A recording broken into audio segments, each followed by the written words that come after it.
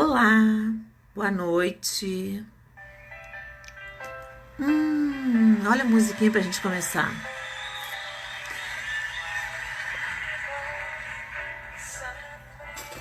Olha que delícia, vamos ver. Quem conhecer essa música vai revelar a idade. Vamos ver quem sabe? Me.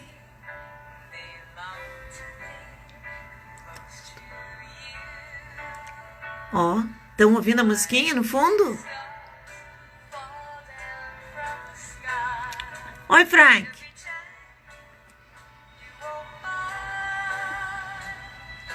Just like me. Ah, Lu. Que música é essa, Lu?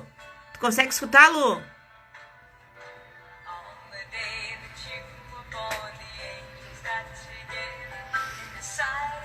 Dá pra escutar, gente, essa musiquinha maravilhosa? Oh, saludos, Colômbia! Tu consegue escutar? Sabe quem é que tá cantando, Lu? Lembra ou não lembra? Ó, Pati, tudo bom, meus amores? Tô esperando meu querido convidado maravilhoso entrar. Vamos ver quem é que sabe, hein? Vou deixar aqui de fundinho, assim, a gente vai tratar de disfunções sexuais, né? Mas eu sei que essa musiquinha é bem do fundinho.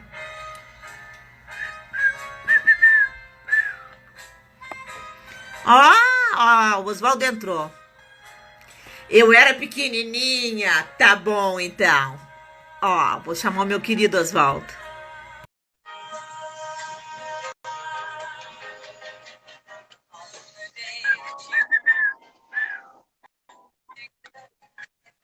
Oi, meu amor. Olá, aqui estamos! Que delícia. Oswaldo, meu amor, tu consegue escutar a música de fundo? Um pouco, não dá para entender, Neuza. Sério, eu botei pra ti essa música, Oswaldo. Te juro, ó.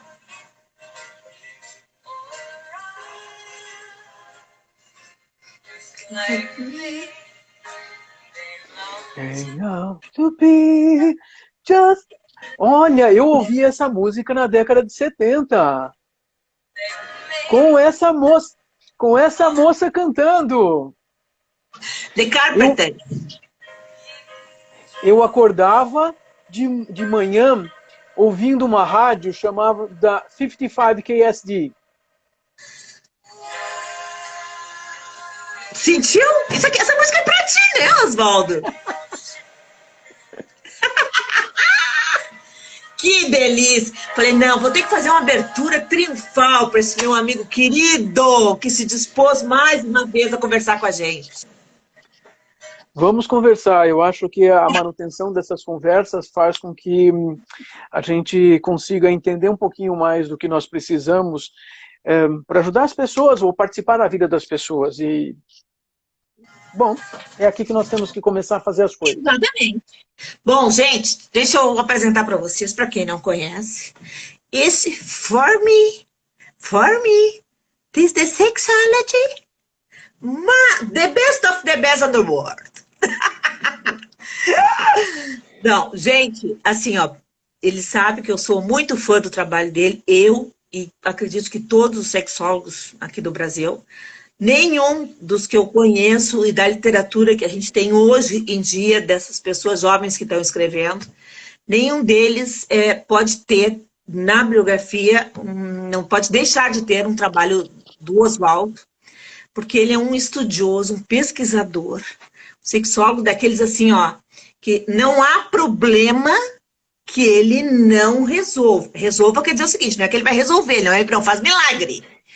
Mas ele vai te ajudar a te encaminhar para o lugar certinho. Tá. Sei por onde ir. Pronto. Então, assim, ó, eu sou muito privilegiada por tu aceitares fazer essa live comigo, né, meu querido? Porque já te conheço há bastante tempo e eu fico muito feliz mesmo de tu estar aqui presente. Vamos lá. Temos que conversar coisas boas. Isso. Mas tristes. Também. Faz parte. Não é só de orgasmo que se vive, né? Não, porque eu acho que nós escolhemos esse tema de hoje, dessa noite, porque uma grande parte da nossa população convive com algumas limitações que talvez não precisassem conviver. Veja que eu nem falei a palavra, nem falei o verbo sofrer. Normalmente as pessoas falam, quem tem uma disfunção sexual sofre. Nós humanos aprendemos a lidar com o sofrimento e muitas vezes conseguimos conviver com algo que seria um sofrimento, mas deixa de trazer sofrimento, e aí nós mantemos uma estabilidade e nos mantemos iguais com o problema. Uma disfunção. E aqui, Neuza, eu já quero trazer pera um pouquinho, se a gente está chamando de disfunção, isso não é uma doença, isso é um problema. Mas espera um pouquinho, é um problema porque eu não estou funcionando, mas meu corpo pode funcionar. Por isso é uma disfunção. Eu acho que isso é importante para nós começarmos a vislumbrar o caminho para a conversa de hoje. É que as pessoas às vezes confundem disfunções, até é muito bom tu colocar isso, com transtornos. Qual a diferença entre transtornos sexuais e disfunções sexuais? É que existe uma tentativa de nós não usarmos, ou alguns de nós não usarmos, palavras que conduzam a uma psicopatologia. Nós estamos falando de uma disfunção, um comportamento errado, o nosso corpo não está funcionando do jeito que nós gostaríamos em determinada circunstância, mas transformar isso num transtorno no sentido psiquiátrico, bom, então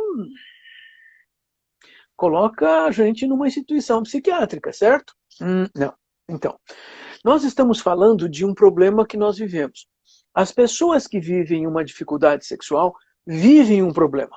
Esse problema é real, é duro de ser vivenciado, muitas vezes associado a altos graus de ansiedade, associado a depressões, associado a dificuldade de relacionamento interpessoal. Isso destrói a nossa atenção no trabalho, o sono, pode causar um monte de coisas. Esses outros distúrbios, eles são sintomas de uma dificuldade que nós estamos tendo. Mas a dificuldade principal que nós estamos dizendo agora é uma dificuldade sexual. Homens e mulheres temos isso. Alguém ainda podia dizer assim, sim, nós estamos só restringindo homens e mulheres.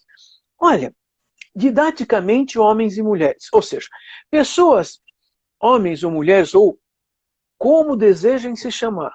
A questão é que o seu corpo tem condições de funcionar dentro de um limite. Esse limite impõe uma série de coisas para nós. Nós nascemos com algumas limitações, mas nós desenvolvemos outras limitações. Essas limitações, elas podem ser superadas através de estratégias, ou talvez a gente tenha que compreender como fazer modificações no nosso cotidiano para que o nosso corpo não nos imponha um limite, uma disfunção, uma dificuldade sexual. Claro que eu não estou falando de uma forma meio mágica, né? Porque às vezes, para algumas pessoas, pode soar assim, mas então isso é meio mágico, a gente faz um negocinho lá e acaba. Então, não. Nós, na verdade, precisamos, quando eu falo desenvolver estratégias, não é apenas uma dica de algumas coisas. Agora deixa eu me explicar de outro jeito. Se nós pegarmos outras dificuldades psicológicas, e aí eu me lembro de um estudo apresentado, feito por um professor da Universidade de Londres, lá no comecinho da década de 70, havia uma preocupação sobre como eles poderiam usar algumas estratégias. Esse professor tinha algumas ideias, mas ele compreendia que pessoas diferentes reagiam de maneiras diferentes. Sabe o que ele criou? Ele primeiro fez uma pesquisa com os estudantes da universidade. Olha, que ele queria estudar como resolver problemas de medo de cobras. Fobia de cobras. Ok. Bom, ele arranjou então um número de estudantes lá. Aí ele percebeu que haviam 4 grupos desses estudantes, ou na verdade, como eles podiam resolver o problema. Olha, ele criou um pequeno manual passo a passo, e que se a cada semana esse estudante fizesse o que estava escrito no manual, ele poderia chegar a resolver o problema, essa dificuldade, esse medo de cobras. Uhum. Então ele pegou, vamos dizer assim, 100 estudantes, deu 100 manualzinhos assim, olha, vocês vão fazer isso aqui. A grosso modo, um quarto pegou o manualzinho, toda semana chegava lá, tipo, eu fiz, estou passando para o passo seguinte. Beleza. Bastava dar as instruções corretas, e isso ser feito de uma maneira também organizada, não alopradamente, Uhum. e deu certo. Então, 25% daqueles estudantes resolveram o seu problema com relação a medo de cobra. Se nós falássemos sobre questões sexuais como estamos falando, puxa, será que mais ou menos aconteceria assim? Bom, nós não estamos falando de fobias sexuais, mas, a grosso modo, daqui a pouco vocês vão me entender, é mais ou menos assim que a gente deveria fazer. Por quê? É verdade que uma boa percentagem de pessoas com problemas sexuais, com disfunções sexuais, se não fizer nada, ao longo de algum tempo, alguns tantos meses, alguns anos, a coisa se resolve. Verdade? É. O problema é deixar isso se prolongar. Vamos ser sinceros. Mas, assim, as pessoas, basta terem acesso a informações corretas de como proceder, elas conseguem fazer. Um quarto. Puxa. E os outros 3/4? Aí esse professor descobriu que mais um quarto desses alunos precisavam do seguinte. Então, toma aqui o manual, e esse aluno vinha todas as semanas, e todas as semanas o terapeuta abria o manual com o aluno, lia os próximos passos a serem dados na próxima semana, e ele ia embora. Ou seja, vamos fazer um estudo em conjunto. Veja que é mais ou menos isso. Ao Uhum. longo daquelas semanas previstas, o aluno superava o medo de cobra. Peraí. No método da psicoterapia, muitas vezes, então, eu tenho pacientes que vão chegar no consultório e eu vou caminhar com eles passo a passo, fazendo algo que talvez nós devêssemos chamar de um processo de aconselhamento. Ou seja, bem, tem a ver com psicoterapia, mas eu não preciso ser um psicoterapeuta para fazer aconselhamento. Padre faz aconselhamento, porque existe um objetivo, existe um método, e basta aconselhar, dar conselho mesmo, sabe? Olha, você vai para casa e faz isso, isso e aquilo. Puxa, para 25% funcionou. Nossa, aí a outra metade. Aqui entra a história. Mais 25%, além de pegar o manual aqui, ou seja, ele tem acesso à informação, ele vai ter o segmento semanal com esse terapeuta, mas aí ele lê, o terapeuta diz, então, essa semana você vai contar até 10. Puxa, contar até 10. Mas me diz uma coisa, eu conto até 10 ou pego os segundos do relógio? Então, vamos ver o que é mais fácil para você. Contar até 10 ou contar os segundos do relógio? Eu não sei. Será que eu deveria perguntar para outra pessoa? Ou seja, nós humanos somos assim. Nós temos outras dificuldades envolvidas. Puxa, então, mais uma quantidade de semanas nesse processo, com um debate com um terapeuta, essa pessoa, seguindo os mesmos passos, consegue solucionar o problema. E os outros 25%? Então, vai ser um pouquinho mais complicado. Por quê? Não basta eu dizer, conte até 10. Contar até 10? O que será que significa contar até 10? Porque na minha infância, uma vez eu contei até 10 para um jogo de criança, para, sabe, pique-esconde. E eu contei até 10, mas quando eu abri os olhos e fui atrás, ou seja, nós estamos falando de sexo ou nós precisamos reorganizar a nossa vida inteira, o nosso registro de memória, até mesmo para limpar as coisas de sexo e verificar as coisas de sexo. Pois é, esse talvez seja o que a gente devesse chamar de um processo de psicoterapia específico, mais do que processos, como eu contei, nós temos quatro formas possíveis. Quando eu quero dizer isso, é que a disfunção sexual é uma queixa que não conta, num primeiro momento, o que nós temos que fazer, nós terapeutas? Então eu vou receber essa pessoa e tipo, tem isso, isso e aquilo. Veja, eu ainda tenho que compreender que existem queixas e queixas. Nós temos um casal, duas pessoas, pode ser um homem e uma mulher. Se esse homem chega com uma queixa, eu tenho que olhar para ela para perguntar se ela também tem alguma dificuldade sexual. Talvez, por esse homem, por exemplo, uma das disfunções sexuais a que mais acontece no consultório. Esse homem tem uma dificuldade em obter uma ereção rígida que permita uma penetração. Se ele já não tem uma ereção, como é que eu tenho certeza que a parceira dele sabe ter orgasmos com penetração se eles não têm penetração? Eu tenho que compreender como é que ela funciona para que então nós possamos desenhar o projeto, o passo a passo para esse homem resolver o problema sexual dele. Por isso que eu considero extremamente importante nós temos um casal. Normalmente, ambos têm alguma dificuldade. Por que posso dizer isso? Pelos números. Olha, na faixa dos 50 anos de idade, metade dos homens tem algum tipo de dificuldade de ereção. Puxa, mas se tornam problemas para eles? Então, às vezes não. Se esse homem tem um relacionamento com uma mulher com um vaginismo, outro problema sexual feminino, que atinge poucas pessoas. Na verdade, se nós olharmos as pessoas andando aí na rua, o número não vai de entre 2% e 6%. Se nós olharmos em consultórios de pessoas que tratam mulheres com problemas sexuais, isso pode chegar a 1/4 das pessoas. Nós temos também que entender qual é a população. Mas vamos dizer, esse homem não tem ereção e essa mulher tem vaginismo. O que é o vaginismo? Uma mulher que não consegue ser penetrada. Ela tem um fechamento total da entrada da vagina, não adianta tentar. Não, mas e se tentando, doendo, consegue entrar? Tem outro nome. Nós estamos falando de vaginismo. Então esse homem, não adianta ele ter uma ereção porque não vai penetrar mesmo. Os dois parece que foram feitos um para o outro, né? Veja que eu acabei de contar uma coisa. Fiquei aqui imaginando. Eles podem ter um convívio super legal. Eles podem ter uma vida erótica, inclusive sexual, sem penetração, sem que o homem tenha ereção. Ela não tem penetração. E os dois podem estar se dando muito bem. Eu não descarto isso.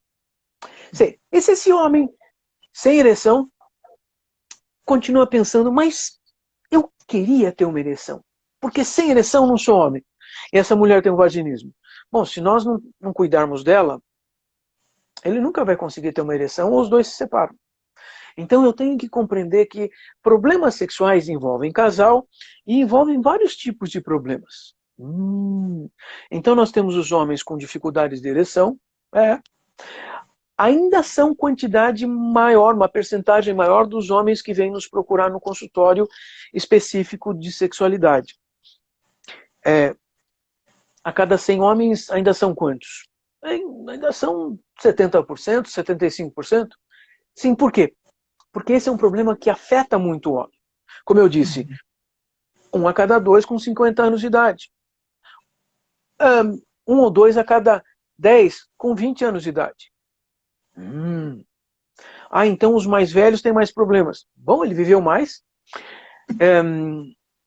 Viver mais significa, também pode trazer problemas físicos, mas nós ficamos mais rabugentos com a idade, nós nos sentimos isso e aquilo, quer dizer, nós também aumentamos ou pioramos as nossas qualificações psicológicas. Então nós podemos ter mais problemas psicológicos no futuro. Veja, se eu me acostumei, se eu prefiro ter uma atividade sexual com 20 anos de idade, desse jeitinho, eu vou tentar repetir isso, porque, puxa, que bom, olha só, tá dando certo. Beleza. Se com 50 anos de idade, aquilo que eu fazia com 20 anos não dá certo, o que eu vou fazer? Não sei, eu sempre fiz desse jeito, deu certo. E aí nós temos um problema de comportamento. Por isso que eu estou falando, puxa vida, os problemas de comportamento são, nossa, aumentam com a idade. Aí de novo pensava. Então esse é o problema sexual masculino que mais leva os homens a procurarem tratamento nos consultórios de sexologia. Mas é o problema, é o comportamento sexual masculino mais comum em termos de disfunção? Não. O mais comum é a dificuldade de controlar a ejaculação de maneira voluntária. Ou seja, eu quero ficar tanto tempo na relação sexual. Uhum. Essa é uma das discussões complicadas. Posso te contar de pesquisas que fizemos em São Paulo? Assim, com população não de pacientes, né? Uhum.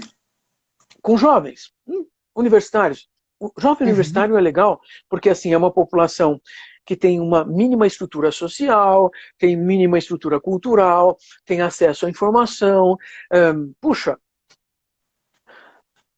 metade dos homens que ejaculam rápido em época universitária, em idade universitária, não acreditam que tem problemas sexuais.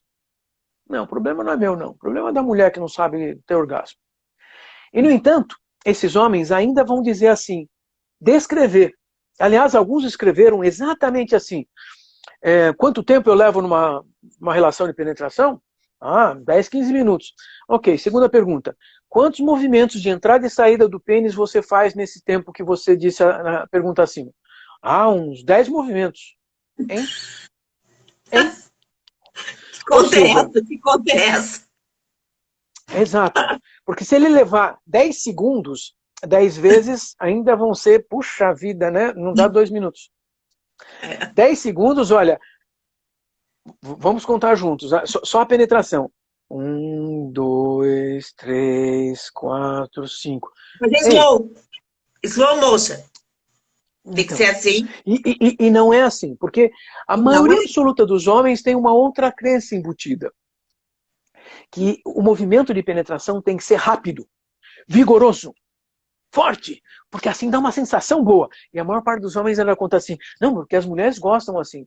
Ok, elas podem gostar, mas você perguntou para elas? Não, mas não precisa perguntar, eu sei disso. Uau! E é interessante que nós vamos ouvir isso de casais, de pessoas casadas. Puxa, a tua esposa sabe que você está aqui no consultório? Não. Bom, o que ela disse do seu problema sexual? Não, ela não disse nada. Bom, o que ela sabe do seu problema sexual? Não sei, eu nunca perguntei. Ela sabe que você tem um problema sexual? Claro que ela sabe. Nunca conversaram, ela não sabe que está aqui, ou seja, tudo segredo, uma coisa assim. Uau, é complicado para nós homens, porque isso envolve as nossas dificuldades. Então, se metade de nós homens não acreditamos que nós ejaculamos rápido, então só metade dos que têm esse problema admitem isso. Isso faz com que, inclusive, médicos urologistas, que são homens, vão dizer assim, problema de ejaculação precoce, de 30% a 45% dos homens têm. Eu vou dizer, de 75% a 83% dos homens têm aos 20 anos de idade. E os que não têm ainda vão contar uma coisa interessantíssima nessa pesquisa. Porque tem uma série de perguntas aí. Esses homens que afirmavam que tinham controle sobre a ejaculação, realmente assim, controlavam pelo tempo que quisessem, 10, 15, 20 minutos, 25 minutos, sem problemas, eles também contam que eles perceberam que precisaram de 1 a 4 anos para desenvolver o controle. Ou seja, eles não tinham controle, não sabiam controlar, mas a frequência, a atividade sexual frequente os conduziu a aumentar o tempo, a aprender a aumentar o tempo. Eu acho isso fantástico, porque isso mostra que o que eu posso fazer na psicoterapia é ajudar meu paciente a ter um processo de aprendizagem, de controle da ejaculação, de aprendizagem sobre o corpo dele. E eu ainda vou vendo as pessoas chegarem aí, conversando aí, né? E assim, eu vejo pessoas conhecidas, colegas de profissão do Sul, do Rio Grande do Sul, eu vi aí. A Isabel, olha, bom. Isabel é uma querida. É mesmo, é mesmo. É assim, então, existem mais homens com ejaculação precoce. E por que eles não vêm procurar terapia na mesma proporção que os homens com problemas de ereção? Primeiro que um homem que tem ejaculação precoce, ele tem uma ereção. E ele se olha no espelho e diz assim, ninguém pode falar que eu não sou homem. Se eu ejaculei rápido é porque... Bom, não ejaculei rápido. Ela que não sabe fazer as coisas. Já me livro da discussão. Caramba, e fora a metade que nem acha que ejaculam rápido. Mas eles são uma quantidade razoável. Então nós vamos botar uns 20% aí. De verdade, nós vamos ter uma percentagem pequena que vai se distribuir para uma série de queixas sexuais diferentes. Existem homens, poucos homens, é verdade, mas que chegam no consultório e dizem que não conseguem ejacular numa relação sexual. E o mais interessante, ele fica assim 30 minutos, às vezes 40 minutos. Esse diz assim que se cansa, e nesse eu acredito. Porque aquele homem que levou 2 minutos para ejacular e diz que parou porque está cansado, eu fico pensando, caramba, fisicamente cansado, não pode ser. Não pode ser porque 2 minutos de atividade sexual... peraí, você tem atividades físicas? Sei lá, caminha, corre. Eu pratico corrida. É? Eu corro corrida de 10 quilômetros. Você cansa com 10 quilômetros? Claro. Com 5 quilômetros você está cansado? Eu sinto o corpo, mas não estou. Por que 2 minutos de relação sexual você está cansado? Então, isso me mostra que existe uma compreensão complicada com relação ao sexo. Eu não faço piadinha dele, não, tá? Eu só começo a perceber que a interação dele com o sexo é muito complicada. E aí nós vamos pensando assim, e o sujeito que então leva 40 minutos numa relação de penetração sem parar o movimento e não ejacula, ele tem outra dificuldade. É interessante, a maioria absoluta desses homens me conta que se ele sair daquele contato ali, for até o banheiro, ele foi caminhando até o banheiro, perdeu a ereção, urinou e tal, mas ele ficou assim, puxa vida, mas eu queria ter uma relação, queria ter ejaculado, aí volta a ter ereção, ali no banheiro, em 30 segundos ele se manipulando, ele ejacula. E aí ele se pergunta, mas por que com ela, lá deitado na cama, durante 40 minutos eu não consegui? Pois é, o corpo dele não funciona como poderia funcionar. E cabe a mim, no consultório, descobrir com ele como é que ele ensinou o corpo dele a não funcionar como ele precisa e como ele pode. Bom, eu falei que esse aí é uma percentagem pequena. Talvez não chegue a 2% do consultório. Lá fora, essa é uma pesquisa até difícil, porque assim, não parece ser comum. Mas eu ainda tenho alguns pouquinhos outras dificuldades que homens trazem para o consultório. Existem pouquíssimos homens, e quando eu digo pouquíssimos, são poucos mesmo. Nos últimos 35 anos, eu contabilizei 5 que vieram para mim e me convenceram de que assim, eles estão numa relação sexual, tem movimentos de vai e vem, tem ereção, e não conseguem ter orgasmos. Eles, assim, eles até ejaculam, mas aquela sensação legal, gostosa, assim, tipo, ele fica olhando, tipo, o que eu estou fazendo aqui mesmo? Vou assistir futebol que é mais divertido. Sabe? Não vem a percepção de que aquilo é muito satisfatório. O prazer sexual. Mas são poucos homens que conseguem perceber isso. A maior parte vai contabilizar que não ejaculou. E não ejaculou, então não teve orgasmo também. E falta a sensação de prazer. Mas eu acabei de contar dos homens. Você imagina o que eu posso contar das mulheres que vêm no consultório? Eu imagino, quanta coisa! Pois é. Você sabe que assim, lá no final da década de 80 e começo da década de 90, eu atendia muito mais homens. Ainda proporcionalmente, ainda vem um pouquinho mais de homens que mulheres, mas hoje, assim, na verdade, eu atendo muito mais casais, porque os casais buscam um tratamento para um problema sexual, percebendo que esse é um problema de casal. Mas, a partir na metade da década de 80, começaram a aparecer muito mulheres também, individualmente, que também queriam trazer seus parceiros.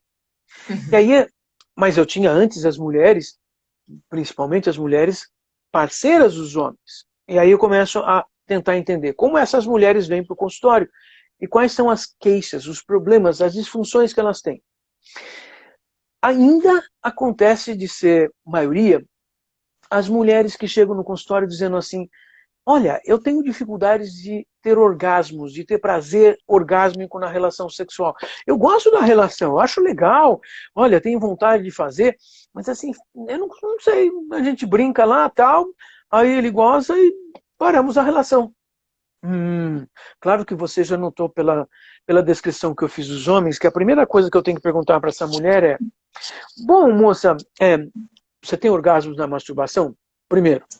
Se ela tem orgasmo na masturbação, eu sei que ela reconhece a capacidade do corpo dela a chegar a um orgasmo. Segunda coisa, quanto tempo você e o seu parceiro levam numa relação sexual?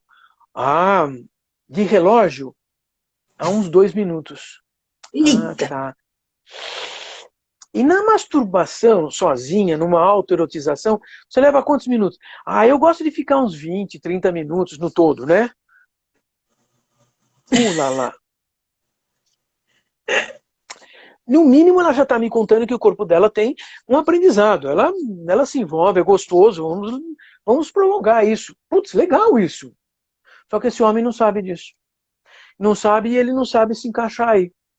Veja, ela continua com uma queixa de falta de orgasmo na relação sexual. Uhum. Mas ela sabe ter orgasmo, só não sabe como encaixar isso na relação de penetração. Ainda então continua sendo a queixa de longe a mais comum. Então nós vamos ter bem uns 60% dessas mulheres que chegam no consultório assim, puxa, eu não consigo ter orgasmo. E muitas vezes vem o casal. O pior é quando entra o casal, eles sentam, bom, o que eu posso fazer por vocês? E o homem olha para mim e diz assim, ela tem um problema. Uau, já temos 2 problemas aí, né? Porque se ela tem um problema e ele que decide que ela tem um problema, esse casal tem um equilíbrio complicado. Vamos ver o que significa isso. E aí ele conta, ela não consegue ter orgasmo comigo. Ah, quer dizer, ele não se sente bem porque ela não tem orgasmo com ele. Uhum. Sim, ela não tem, ok, mas nós já temos um problema de casal para lidar e isso, veja que eu estou contando que além da queixa, da reclamação sexual, eu já vou olhando outras coisas. O casal, por exemplo, dificuldade de comunicação, dificuldade de habilidades sociais, dificuldades de expressão emocional, dificuldades de comunicação assertiva. Caramba, tem um monte de coisas aí que nós temos que entender, senão a gente não modifica o problema. Aí vem outra situação. Qual uma segunda queixa que as mulheres mais trazem no consultório? É falta de desejo. De reconhecer, de olhar, dizer assim, é que olha, se não tiver sexo, eu passo 2, 3 meses sem sexo. Passa mais tempo? Bom, se continuamos tendo outras coisas, também passo. Caramba, tem alguma coisa no ambiente dela, no dia a dia dela, no relacionamento dela, que não cutuca ela para ela olhar para o sexo. Talvez, inclusive, ela tenha aprendido nesse relacionamento a cortar todas as possibilidades de estímulos, porque vai que ela tem um desejo e o parceiro não tem. Vai que ela não tem o desejo e quando ela insiste, o parceiro perde a ereção. Ela também desenvolveu uma boa forma de lidar, de se proteger. Tipo, opa, melhor nem chegar ali porque vai dar errado. Então, veja, eu já estou entendendo como é que o problema se desenvolve. Mas essa é outra queixa que essas mulheres têm. Veja que como eu descrevi a falta de desejo, eu já estou pressupondo que esse desejo não é uma coisa que nasce com a mulher, ela não tem que fazer nada para ele aparecer. Que assim, tipo, não, tem algum lugar escondido dentro de mim que eu não sei onde é. Não, está escondido na sua interação com o mundo. E descobrir isso é uma coisa especial. Muitas vezes a gente não descobre porque a gente não está prestando atenção naquilo que faz o nosso olho brilhar. Muitas vezes a gente até sabe, mas eu me escondo porque vai complicar o relacionamento, porque o relacionamento está baseado em outras coisas. Pode estar baseado em ter filhos, pode estar baseado num contato de apoio conjunto, de serem um casal muito legal, muito bom, de conseguirem um dar apoio para o outro, para conviver num mundo difícil de ser vivido. Ok? Sem problemas. Se os dois estão de acordo, provavelmente eles nunca vão chegar no consultório. Só chega no consultório com uma queixa de falta de desejo quando um não está sentindo e o outro está querendo, está demonstrando, homem ou mulher. Veja que assim, o homem eu nem classifico com falta de desejo, porque eu vou perceber que eles vão reclamar muito mais do funcionamento do genital do que da falta de desejo. Mesmo que ele não perceba esse universo de falta de desejo, a queixa é, meu pênis não está entrando em ereção. Claro, você não está nem olhando aonde estão os estímulos.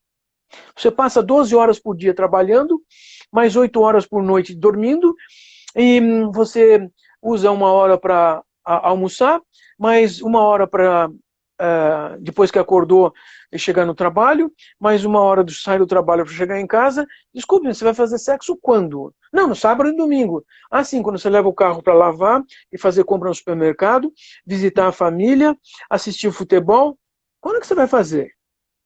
Ou seja, eu estou apontando uma coisa que eu tenho que ir aos poucos, buscando, auxiliando essa pessoa a compreender como é que ela lida com a vida para ela fazer escolha. Porque ela pode fazer escolha. Veja, se ele escolher, não, eu realmente prefiro, aliás, já decidi, eu vou assinar todos os pay-per-views, eu vou assistir 3 jogos de futebol por dia. Vou estar feliz da vida. Nada contra, desde que você faça voluntariamente e não coloque a culpa no, eu tenho algum problema. Tem o fato de não assumir que não pretende ter a sexualidade na vida. Bom, mas aí, voltando às mulheres, eu já avisei da história das mulheres com vaginismo, mas também apontei para uma outra coisa.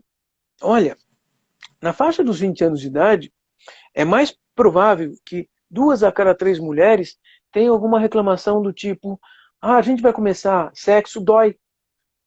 E uma boa parte delas depois diz assim, mas algum tempo depois de começar, passa a dor.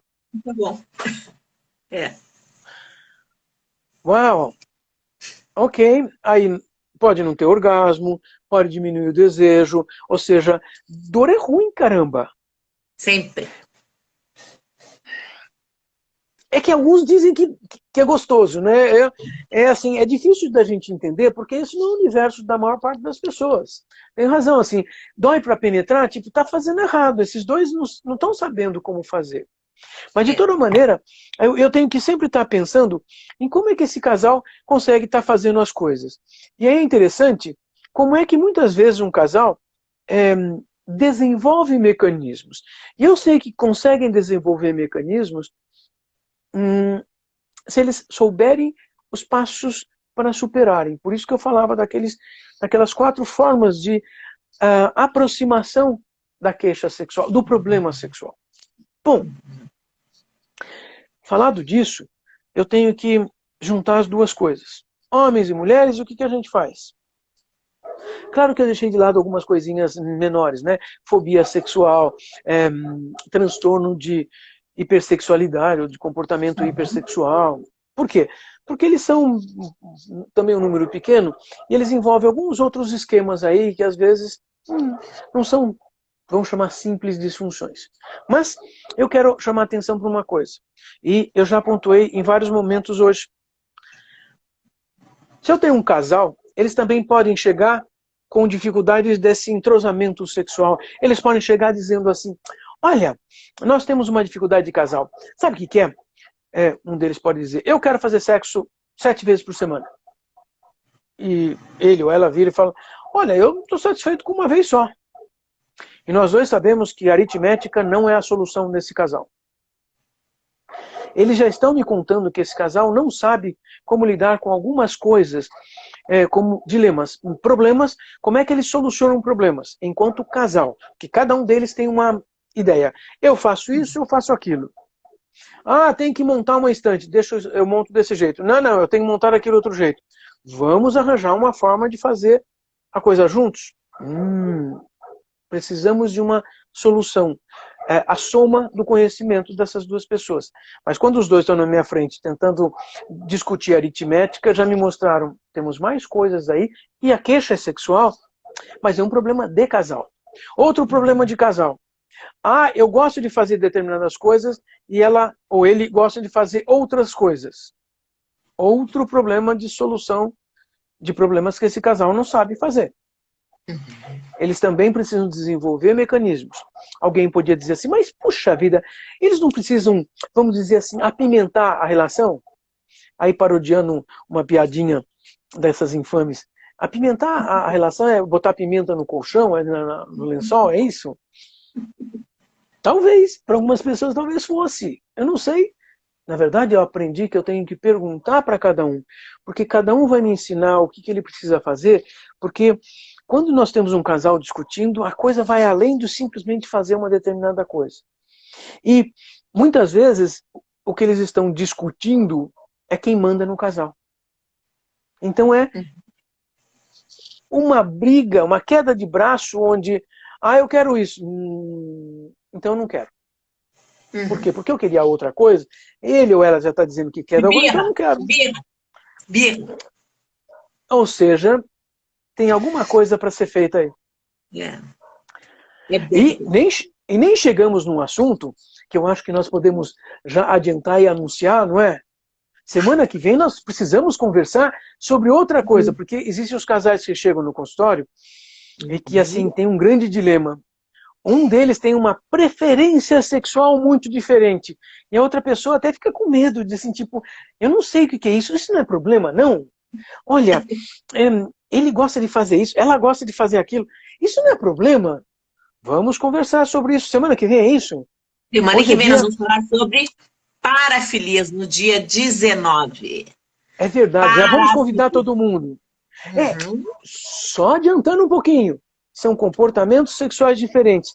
E eu quero falar de uma perspectiva, eu vou dizer muito sinceramente assim, de uma perspectiva de normalidade. Eu não estou preocupado, nem quero me referir a transtornos ou problemas mentais. Eu quero me referir aos casais que precisam desenvolver coisas como, então, como é que a gente faz juntos coisas que parecem que são diferentes para nós dois?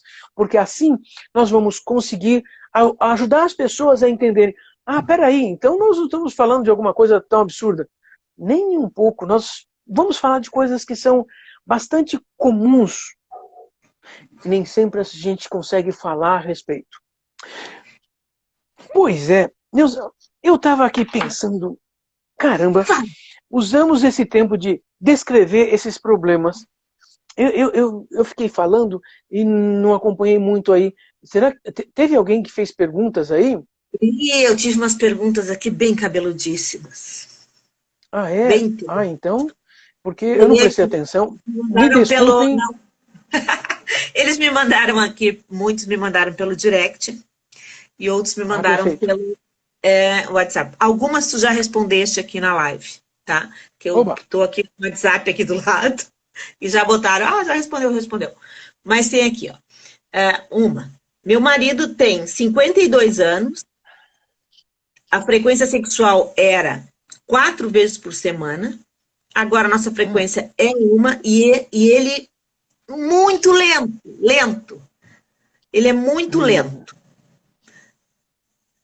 Ela, só olhar aqui mais pertinho que eu quero ver a idade dela, só um pouquinho. Ela tem 62 anos. 62? E ele tem 52. Quer dizer, no final das contas, ele é, inclusive, mais jovem. Mais jovem, me chama a atenção uma coisa interessante. O que me chama a atenção primeiro é que esse casal faz as coisas de maneira diferente. De alguma maneira, passou a acontecer isso. Claro que nós temos que entender se existe alguma situação que pode ter acontecido de algum tempo para cá. Ela conta que, então, eram 4 vezes por semana. E agora diminuiu a frequência e começou a ser mais lento. Mais lento. Pois é. Eu fiquei pensando, e como é que é isso, né? Como é que é esse lento? Lento significa ele demora muito para ter um orgasmo? Pode ser. Ele pode. Então, pode ser que ele esteja lentificado por uma série de razões. Veja o quê? Meu corpo pode mudar, é verdade. Com 50 anos de idade, meu corpo está diferente de quando eu tinha 20 anos. E existem algumas coisas que podem estar acontecendo. Algumas coisas físicas podem acontecer de fato, mas se esse homem não apresenta nenhuma... Ela escreveu aqui, ó. Ele demora muito, bem como tu disse. Ele demora muito para gozar. Para ejacular. Então, ele pode estar demorando para ejacular. Veja, eu posso fazer uma série de hipóteses. A primeira delas devia ser a mais simples, de repente ele está gostando de ficar mais tempo na relação sem ejacular. E antes ele não era assim. Só que, pelo jeito, ele já não contou, não falou, não conversou, não discutiu, não negociou. Então, talvez valesse a pena perguntar para ele assim, você tem demorado mais tempo, né? Ah, é? Você está gostando? Por quê? Você está fazendo de propósito? Pode ser. Não, ele não está fazendo de propósito e ele diz assim, então, eu não sei, é que eu fico tentando aqui, não consigo ser mais rápido. Talvez uma série de coisas esteja acontecendo na cabeça dele. Cabeça agora eu quero dizer assim. Será que ele está totalmente focado no que ele está fazendo? Será que ele está prestando atenção sensorialmente no que ele está fazendo ou ele está pensando coisas e ao pensar coisas ele deixa de prestar atenção na sensação que conduza ao orgasmo? Porque se eu fizer isso, eu vou cortando a percepção das sensações, então o estímulo também não causa, não facilita nem a minha ejaculação nem o orgasmo. Também tenho que pensar que, de repente, eu posso estar talvez preocupado com alguma outra coisa, eu desvio o pensamento também, mas com alguma outra intenção. Será que ele está tendo alguma fantasia, alguma imaginação diferenciada que talvez ele gostasse que pudesse ser desenvolvida, que não sei. Nós temos que perguntar para ele. Na verdade, eu perguntaria para ele uma dúzia de coisas. Talvez levasse uma meia hora, pelo menos, só em volta dessa questão de demorar mais. E sabe, pensava, será que ele está procurando uma nova forma de ser sexual? Porque também, veja, nós homens somos bombardeados o tempo todo de ideias sobre como é que a gente deveria ter um comportamento sexual diferente. E, de repente, alguns de nós homens estamos tentando fazer. Só que nós não perguntamos com quem a gente faz sexo se isso está sendo funcional ou não. Exatamente. É que essa é a primeira coisa que nós teríamos que testar. Conversar, né? Ela botou aqui assim, ó.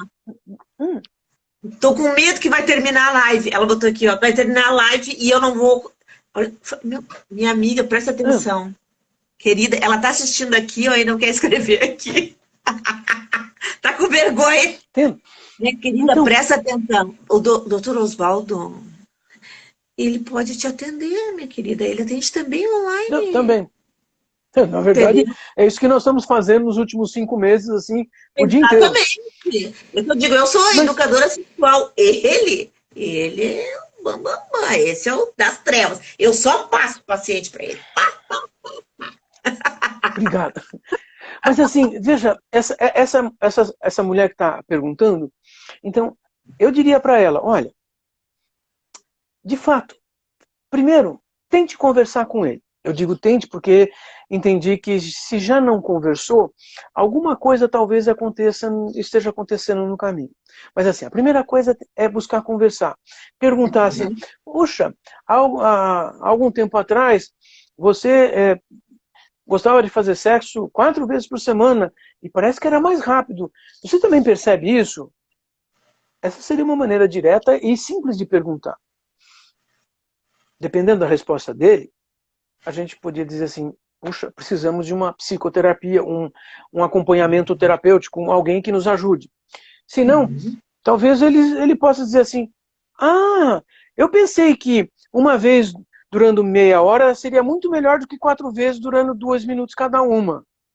Eu estou brincando com isso, assim, eu vou ser sincero, assim, eu nunca ouvi um homem usar esse argumento, mas eu uso esse argumento porque eu já ouvi muito homem jovem de 20 anos achar que se ele tivesse 4 relações sexuais no prazo de 2 horas, sendo que cada uma durasse 30 segundos, a mulher com quem ele estava ficaria mais satisfeita. E eu fiquei pensando, qual delas disse isso para você?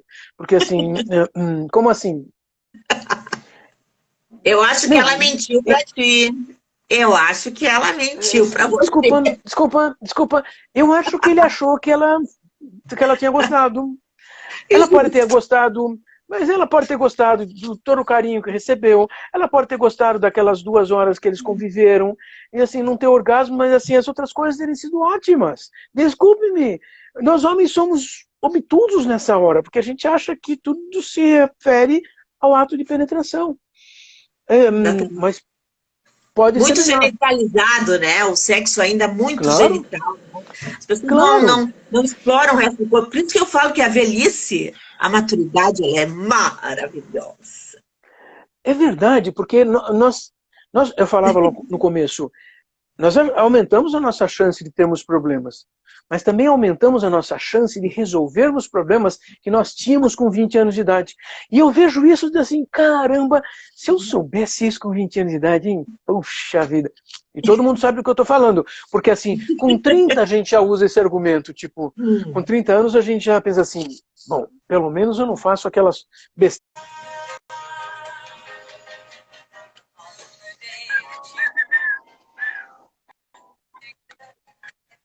Oi, meu amor. Olá, aqui estamos! Que delícia. Osvaldo, meu amor, tu consegue escutar a música de fundo? Um pouco, não dá para entender, Neuza. Sério, eu botei pra ti essa música, Osvaldo. Te juro, ó.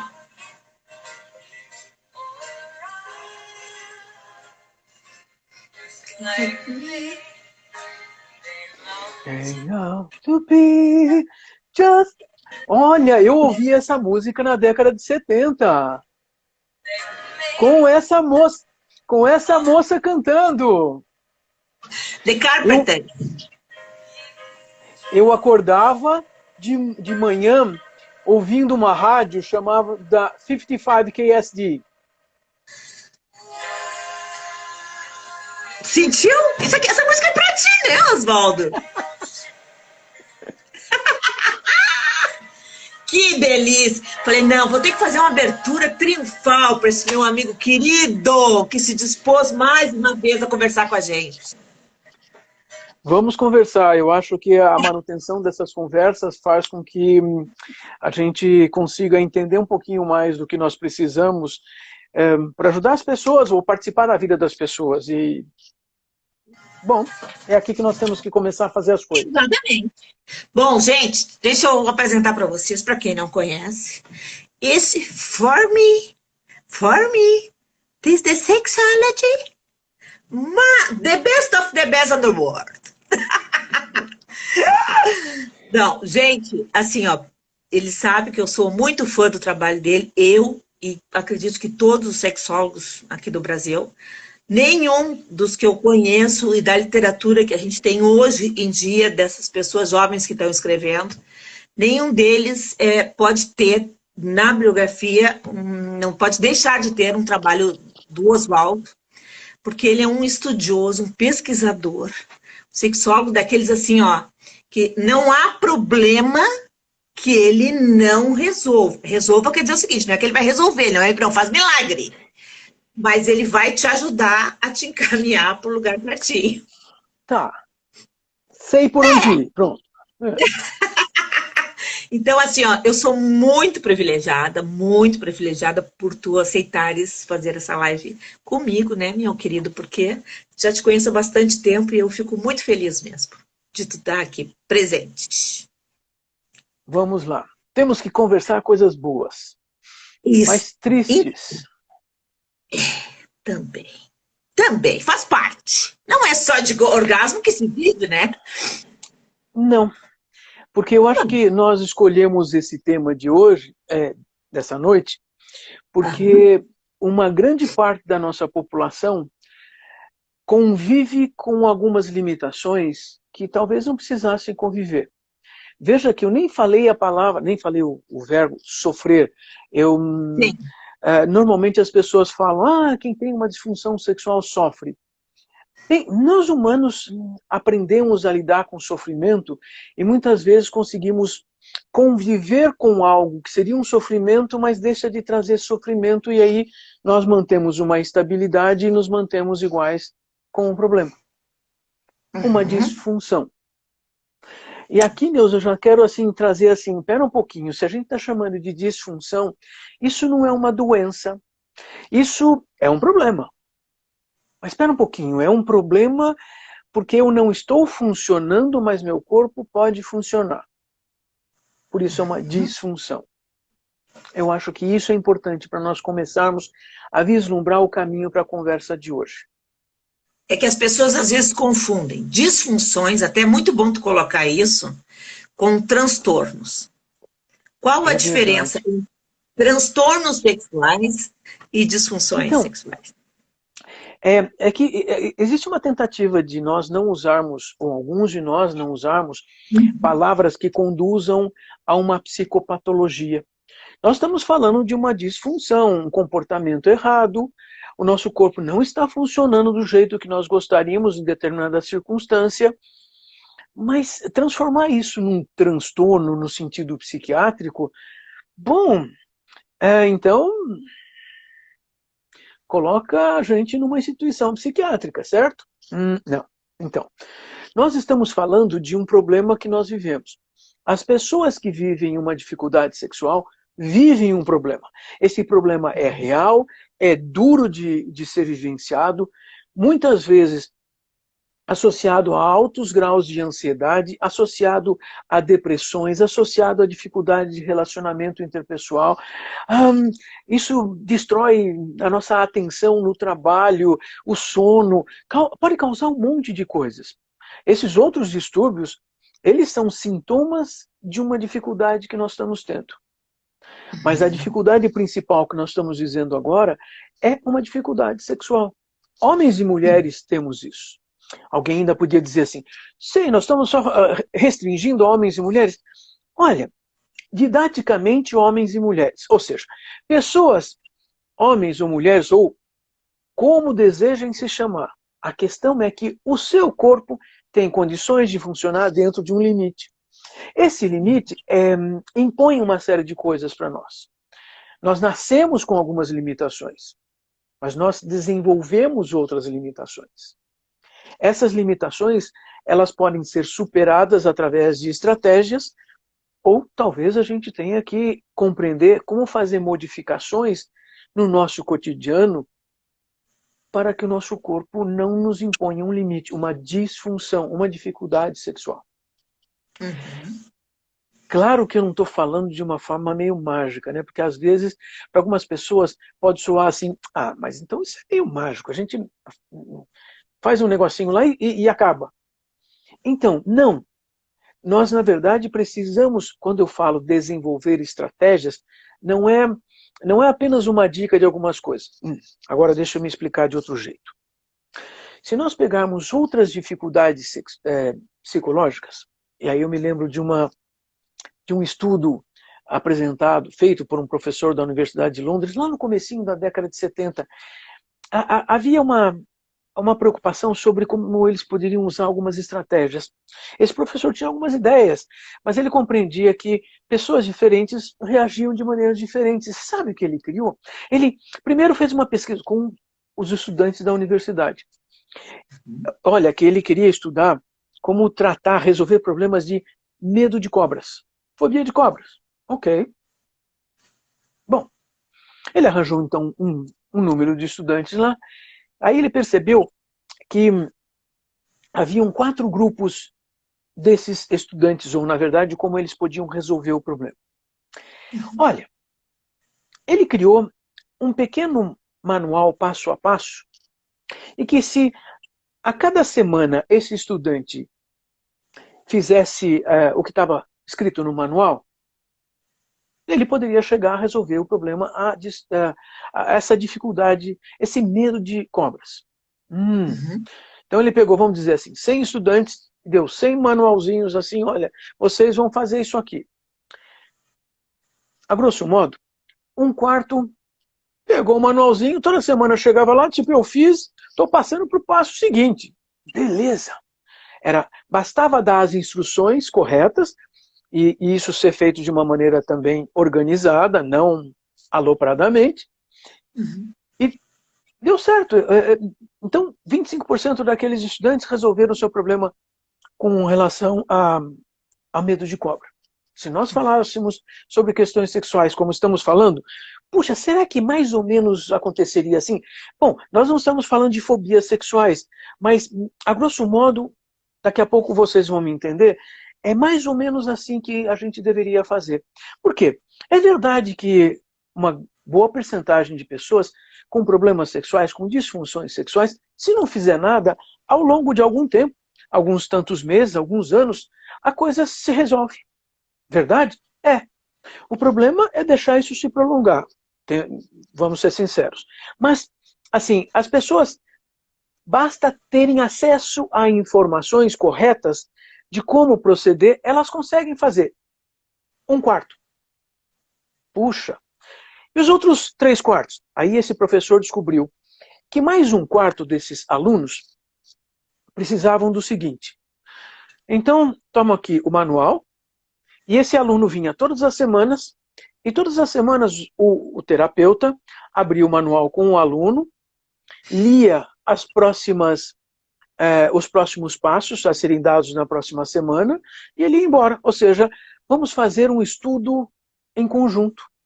Veja que é mais ou menos isso. Ao longo daquelas semanas previstas, o aluno superava o medo de cobra. Peraí. No método da psicoterapia, muitas vezes, então, eu tenho pacientes que vão chegar no consultório e eu vou caminhar com eles passo a passo, fazendo algo que talvez nós devêssemos chamar de um processo de aconselhamento. Ou seja, bem, tem a ver com psicoterapia, mas eu não preciso ser um psicoterapeuta para fazer aconselhamento. Padre faz aconselhamento, porque existe um objetivo, existe um método, e basta aconselhar, dar conselho mesmo, sabe? Olha, você vai para casa e faz isso, isso e aquilo. Puxa, para 25% funcionou. Nossa, aí a outra metade. Aqui entra a história. Mais 25%, além de pegar o manual aqui, ou seja, ele tem acesso à informação, ele vai ter o segmento semanal com esse terapeuta, mas aí ele lê, o terapeuta diz, então, essa semana você vai contar até 10. Puxa, contar até 10. Mas me diz uma coisa, eu conto até 10 ou pego os segundos do relógio? Então, vamos ver o que é mais fácil para você. Contar até 10 ou contar os segundos do relógio? Eu não sei. Será que eu deveria perguntar para outra pessoa? Ou seja, nós humanos somos assim. Nós temos outras dificuldades envolvidas. Puxa, então, mais uma quantidade de semanas nesse processo, com um debate com um terapeuta, essa pessoa, seguindo os mesmos passos, consegue solucionar o problema. E os outros 25%? Então, vai ser um pouquinho mais complicado. Por quê? Não basta eu dizer, conte até 10. Contar até 10? O que será que significa contar até 10? Porque na minha infância, uma vez eu contei até 10 para um jogo de criança, para, sabe, pique-esconde.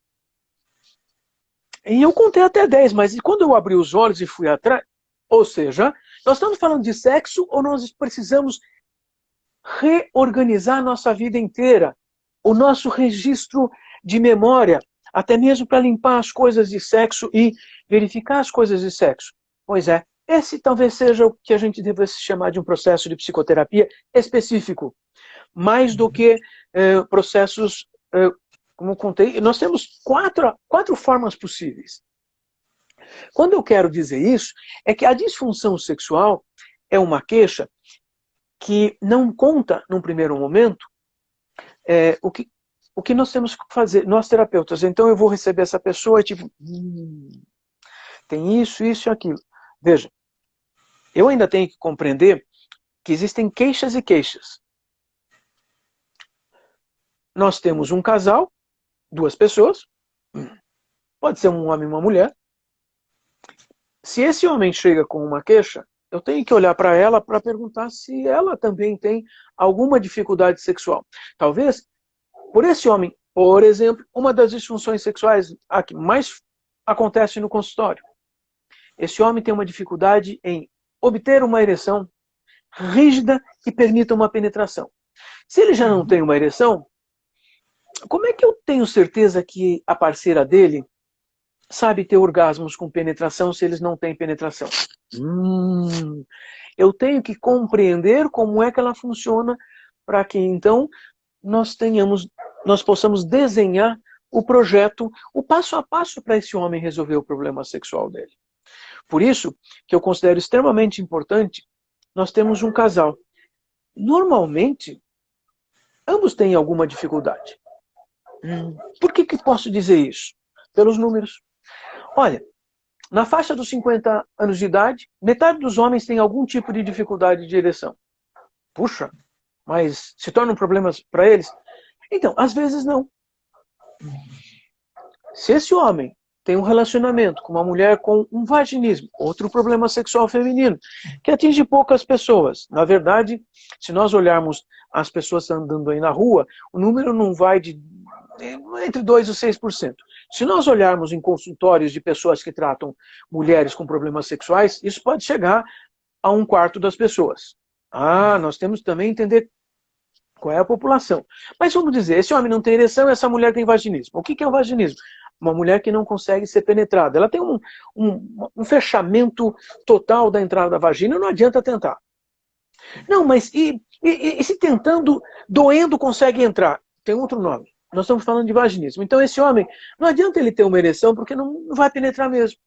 Os dois parece que foram feitos um para o outro, né? Veja que eu acabei de contar uma coisa. Fiquei aqui imaginando. Eles podem ter um convívio super legal. Eles podem ter uma vida erótica, inclusive sexual, sem penetração, sem que o homem tenha ereção. Ela não tem penetração. E os dois podem estar se dando muito bem. Eu não descarto isso.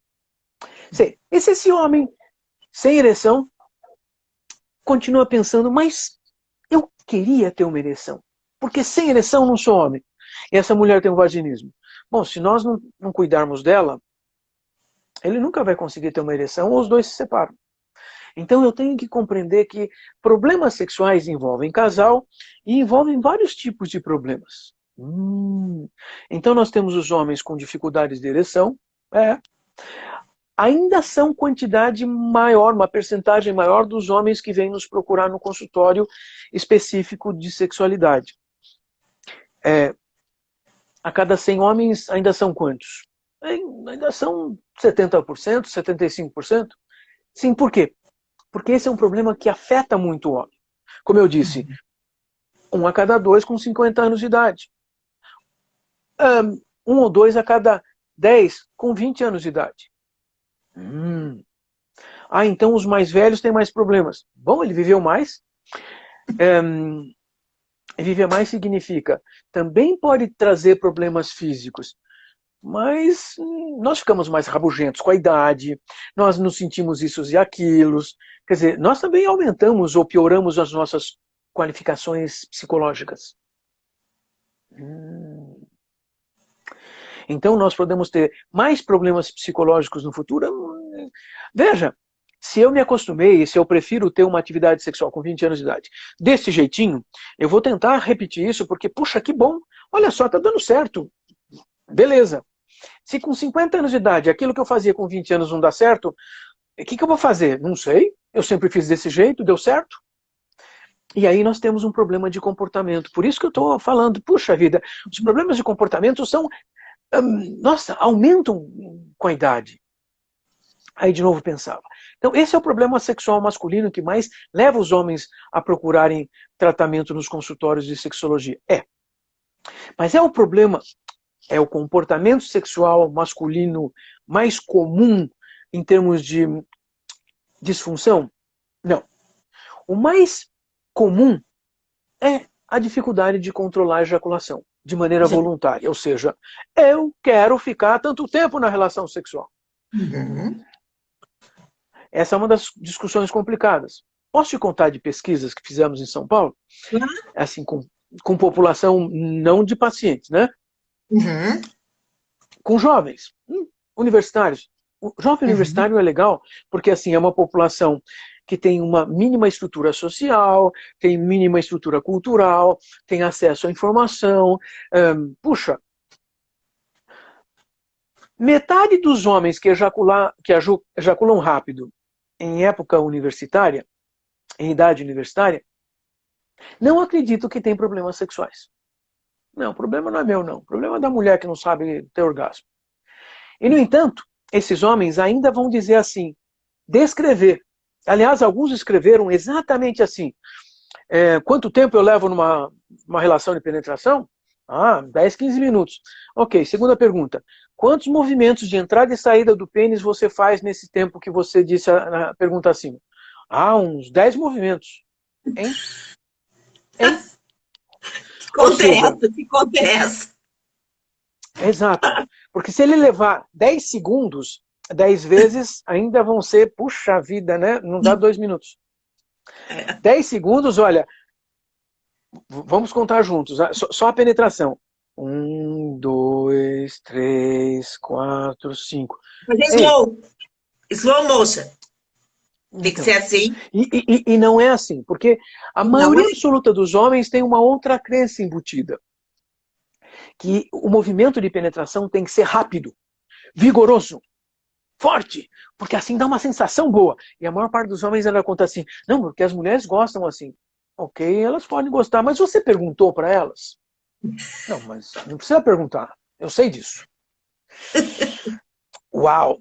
E é interessante que nós vamos ouvir isso de casais, de pessoas casadas. Puxa, a tua esposa sabe que você está aqui no consultório? Não. Bom, o que ela disse do seu problema sexual? Não, ela não disse nada. Bom, o que ela sabe do seu problema sexual? Eu não sei, eu nunca perguntei. Ela sabe que você tem um problema sexual? Claro que ela sabe. Nunca conversaram, ela não sabe que está aqui, ou seja, tudo segredo, uma coisa assim. Uau, é complicado para nós homens, porque isso envolve as nossas dificuldades. Então, se metade de nós homens não acreditamos que nós ejaculamos rápido, então só metade dos que têm esse problema admitem isso. Isso faz com que, inclusive, médicos urologistas, que são homens, vão dizer assim, problema de ejaculação precoce, de 30% a 45% dos homens têm. Eu vou dizer, de 75% a 83% dos homens têm aos 20 anos de idade. E os que não têm ainda vão contar uma coisa interessantíssima nessa pesquisa. Porque tem uma série de perguntas aí. Esses homens que afirmavam que tinham controle sobre a ejaculação, realmente assim, controlavam pelo tempo que quisessem, 10, 15, 20 minutos, 25 minutos, sem problemas, eles também contam que eles perceberam que precisaram de 1 a 4 anos para desenvolver o controle. Ou seja, eles não tinham controle, não sabiam controlar, mas a frequência, a atividade sexual frequente os conduziu a aumentar o tempo, a aprender a aumentar o tempo. Eu acho isso fantástico, porque isso mostra que o que eu posso fazer na psicoterapia é ajudar o meu paciente a ter um processo de aprendizagem de controle da ejaculação, de aprendizagem sobre o corpo dele. E eu ainda vou vendo as pessoas chegarem aí, conversando aí, né? E assim, eu vejo pessoas conhecidas, colegas de profissão do Sul, do Rio Grande do Sul, eu vi aí. A Isabel, olha, bom. Isabel é uma querida. É mesmo, é mesmo. É assim, então, existem mais homens com ejaculação precoce. E por que eles não vêm procurar terapia na mesma proporção que os homens com problemas de ereção? Primeiro que um homem que tem ejaculação precoce, ele tem uma ereção. E ele se olha no espelho e diz assim, ninguém pode falar que eu não sou homem. Se eu ejaculei rápido é porque... Bom, não ejaculei rápido. Ela que não sabe fazer as coisas. Já me livro da discussão. Caramba, e fora a metade que nem acha que ejaculou rápido. Mas eles são uma quantidade razoável. Então nós vamos botar uns 20% aí.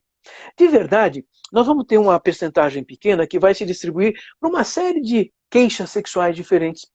Existem homens, poucos homens, é verdade, mas que chegam no consultório e dizem que não conseguem ejacular numa relação sexual. E o mais interessante, ele fica assim 30 minutos, às vezes 40 minutos. Esse diz assim que se cansa, e nesse eu acredito.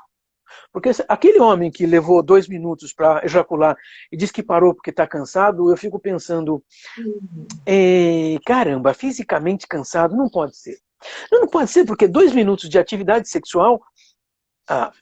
peraí, você tem atividades físicas? Sei lá, caminha, corre. Eu pratico corrida. É? Eu corro corrida de 10 quilômetros. Você cansa com 10 quilômetros? Claro. Com 5 quilômetros você está cansado? Eu sinto o corpo, mas não estou. Por que 2 minutos de relação sexual você está cansado? Então, isso me mostra que existe uma compreensão complicada com relação ao sexo. Eu não faço piadinha dele, não, tá? Eu só começo a perceber que a interação dele com o sexo é muito complicada.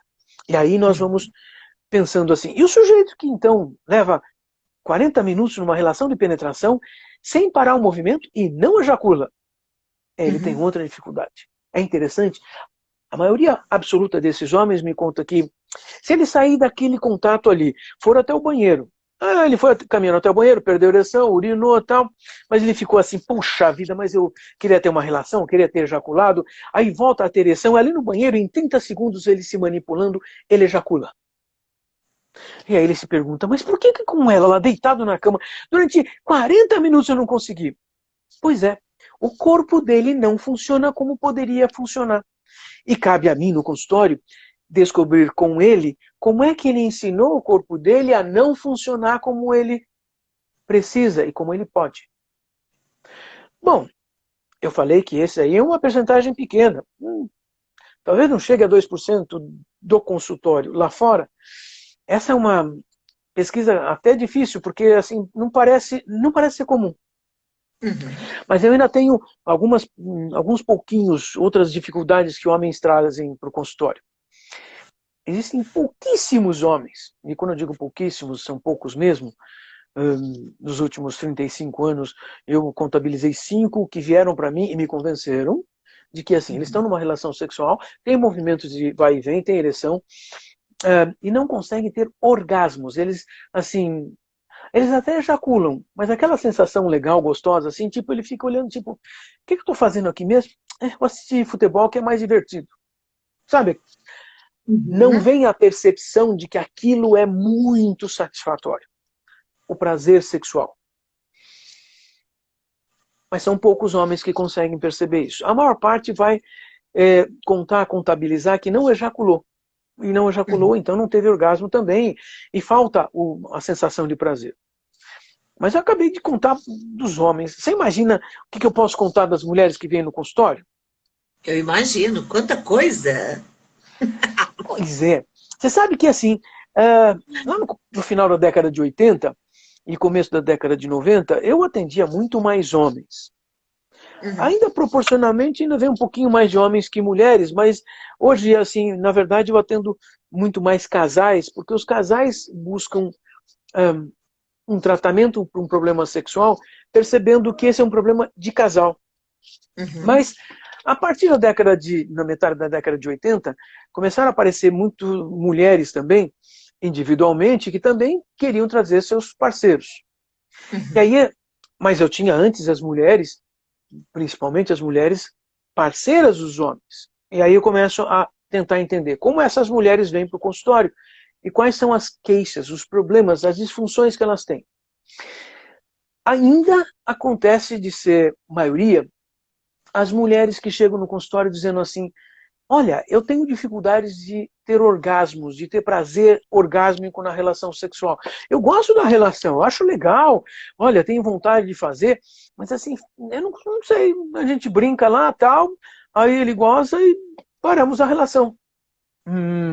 Claro que você já notou pela descrição que eu fiz dos homens, que a primeira coisa que eu tenho que perguntar para essa mulher é, bom, moça, você tem orgasmos na masturbação? Primeiro. Se ela tem orgasmo na masturbação, eu sei que ela reconhece a capacidade do corpo dela a chegar a um orgasmo. Segunda coisa, quanto tempo você e o seu parceiro levam numa relação sexual? De relógio, há uns 2 minutos. Tá. E na masturbação, sozinha, numa autoerotização, você leva quantos minutos? Eu gosto de ficar uns 20, 30 minutos no todo, né? Lá. No mínimo, ela já está me contando que o corpo dela tem um aprendizado. Ela se envolve, é gostoso, vamos prolongar isso. Putz, legal isso. Só que esse homem não sabe disso. Não sabe e ele não sabe se encaixar aí. Veja, ela continua com uma queixa de falta de orgasmo na relação sexual. Mas ela sabe ter orgasmo, só não sabe como encaixar isso na relação de penetração. Ainda então continua sendo a queixa de longe a mais comum. Então nós vamos ter bem uns 60% dessas mulheres que chegam no consultório, assim, puxa, eu não consigo ter orgasmo. E muitas vezes vem o casal. O pior é quando entra o casal, eles sentam, bom, o que eu posso fazer por vocês? E o homem olha para mim e diz assim, ela tem um problema. Uau, já temos dois problemas aí, né? Porque se ela tem um problema e ele que decide que ela tem um problema, esse casal tem um equilíbrio complicado. Vamos ver o que significa isso. E aí ele conta, ela não consegue ter orgasmo comigo. Ah, quer dizer, ele não se sente bem porque ela não tem orgasmo com ele. Uhum. Sim, ela não tem, ok, mas nós já temos um problema de casal para lidar e isso, veja que eu estou contando que além da queixa, da reclamação sexual, eu já vou olhando outras coisas. O casal, por exemplo, dificuldade de comunicação, dificuldade de habilidades sociais, dificuldades de expressão emocional, dificuldades de comunicação assertiva. Caramba, tem um monte de coisas aí que nós temos que entender, senão a gente não modifica o problema. Aí vem outra situação. Qual uma segunda queixa que as mulheres mais trazem no consultório? É falta de desejo. De reconhecer, de olhar, dizer assim, é que eu não... Olha, se não tiver sexo, eu passo 2, 3 meses sem sexo. Passa mais tempo? Bom, se continuamos tendo outras coisas, também passo. Caramba, tem alguma coisa no ambiente dela, no dia a dia dela, no relacionamento dela, que não cutuca ela para ela olhar para o sexo.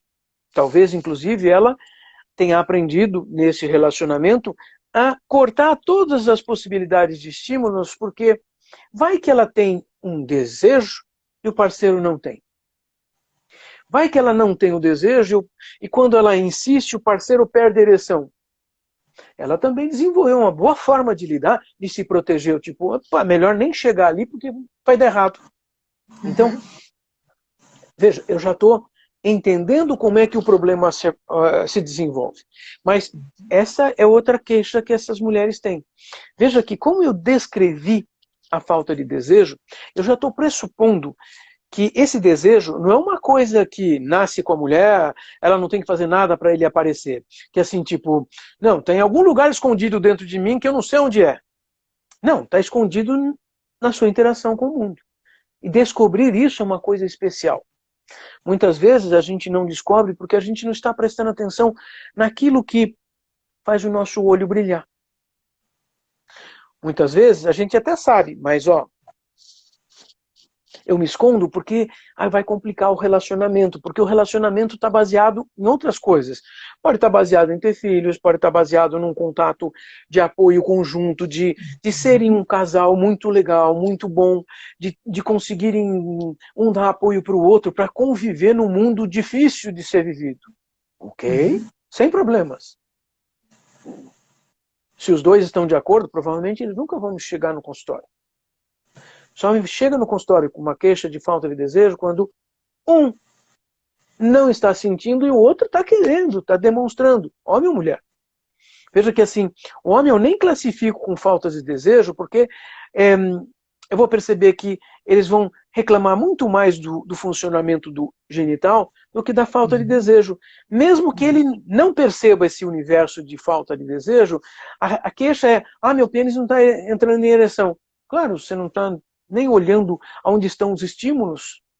Você passa 12 horas por dia trabalhando, mais 8 horas por noite dormindo, e você usa 1 hora para almoçar, mais 1 hora para, depois que acordou, chegar no trabalho, mais 1 hora de sair do trabalho para chegar em casa. Desculpe, você vai fazer sexo quando? Não, no sábado e domingo. Sim, quando você leva o carro para lavar e fazer compra no supermercado, visitar a família, assistir o futebol. Quando é que você vai fazer? Ou seja, eu estou apontando uma coisa que eu tenho que ir aos poucos, buscando, auxiliando essa pessoa a compreender como é que ela lida com a vida para ela fazer escolha. Porque ela pode fazer escolha. Veja, se ele escolher, não, eu realmente prefiro, aliás, já decidi, eu vou assinar todos os pay-per-views, eu vou assistir 3 jogos de futebol por dia. Vou estar feliz da vida. Nada contra, desde que você faça voluntariamente e não coloque a culpa no eu tenho algum problema. Tem o fato de não assumir que não pretende ter a sexualidade na vida. Bom, mas aí, voltando às mulheres, eu já avisei da história das mulheres com vaginismo, mas também apontei para uma outra coisa. Olha, na faixa dos 20 anos de idade, é mais provável que 2 a cada 3 mulheres tenham alguma reclamação do tipo: a gente vai começar, sexo dói. E uma boa parte delas depois diz assim: mas algum tempo depois de começar, passa a dor. Tá bom. É. Uau, ok. Aí pode não ter orgasmo, pode diminuir o desejo, ou seja, dor é ruim, caramba. Sempre. É que alguns dizem que é gostoso, né? Assim, é difícil da gente entender, porque isso não é o universo da maior parte das pessoas.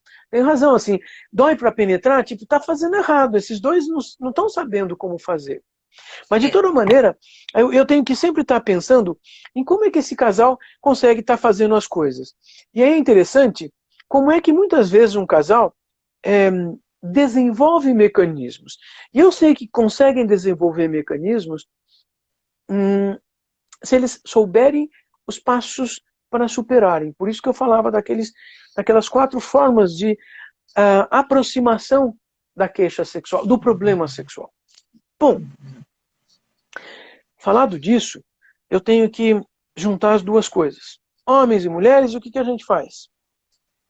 Claro que eu deixei de lado algumas coisinhas menores, né? Fobia sexual, transtorno de hipersexualidade ou de comportamento hipersexual. Por quê? Porque eles são também um número pequeno e eles envolvem alguns outros esquemas aí que às vezes não são, vamos chamar, simples disfunções.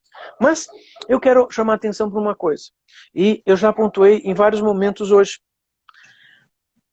Se eu tenho um casal, eles também podem chegar com dificuldades desse entrosamento sexual. Eles podem chegar dizendo assim: olha, nós temos uma dificuldade de casal. Sabe o que é? Um deles pode dizer: eu quero fazer sexo 7 vezes por semana. E ele ou ela vira e fala: olha, eu estou satisfeito com uma vez só. E nós dois sabemos que a aritmética não é a solução desse casal. Eles já estão me contando que esse casal não sabe como lidar com algumas coisas, como dilemas, problemas, como é que eles solucionam problemas enquanto casal, que cada um deles tem uma ideia. Eu faço isso, eu faço aquilo.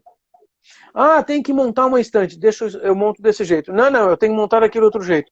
Vamos arranjar uma forma de fazer a coisa juntos? Precisamos de uma solução.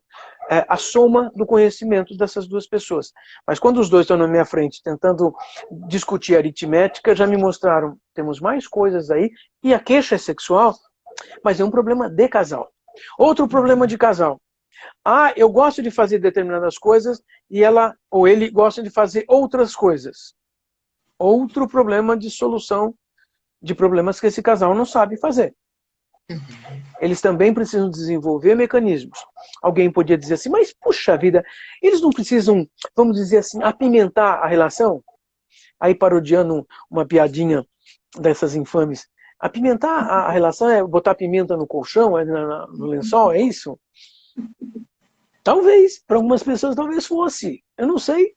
Na verdade, eu aprendi que eu tenho que perguntar para cada um, porque cada um vai me ensinar o que ele precisa fazer, porque quando nós temos um casal discutindo, a coisa vai além de simplesmente fazer uma determinada coisa. E, muitas vezes, o que eles estão discutindo é quem manda no casal.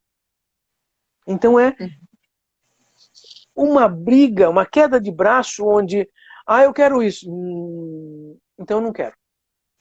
Por quê? Porque eu queria outra coisa, ele ou ela já está dizendo que quer, então eu não quero. Birra. Ou seja, tem alguma coisa para ser feita aí. E nem chegamos num assunto que eu acho que nós podemos já adiantar e anunciar, não é? Semana que vem nós precisamos conversar sobre outra coisa, porque existem os casais que chegam no consultório e que assim tem um grande dilema. Um deles tem uma preferência sexual muito diferente.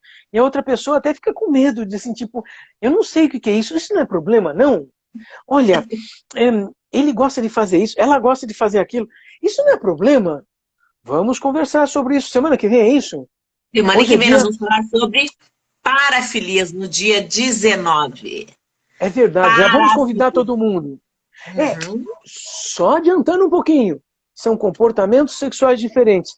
E eu quero falar de uma perspectiva, eu vou dizer muito sinceramente assim, de uma perspectiva de normalidade. Eu não estou preocupado, nem quero me referir a transtornos ou problemas mentais. Eu quero me referir aos casais que precisam desenvolver coisas como, então, como é que a gente faz juntos coisas que parecem que são diferentes para nós dois? Porque assim nós vamos conseguir ajudar as pessoas a entenderem, peraí, então nós não estamos falando de alguma coisa tão absurda. Nem um pouco, nós vamos falar de coisas que são bastante comuns. Nem sempre a gente consegue falar a respeito. Pois é, eu estava aqui pensando, caramba, usamos esse tempo de descrever esses problemas. Eu fiquei falando e não acompanhei muito aí. Será que teve alguém que fez perguntas aí? E eu tive umas perguntas aqui bem cabeludíssimas. Ah, é? Bem Então, porque eu não prestei atenção. Me desculpem. Eles me mandaram aqui, muitos me mandaram pelo direct e outros me mandaram pelo WhatsApp. Algumas tu já respondeste aqui na live, tá? Que eu estou aqui com o WhatsApp aqui do lado e já botaram, já respondeu. Mas tem aqui, ó. Meu marido tem 52 anos, a frequência sexual era 4 vezes por semana, agora a nossa frequência é uma e ele muito lento. Ele é muito lento. Ela, só olhar aqui mais pertinho que eu quero ver a idade dela, só um pouquinho. Ela tem 62 anos. 62? É. E ele tem 52. Quer dizer, no final das contas, ele é, inclusive, mais jovem.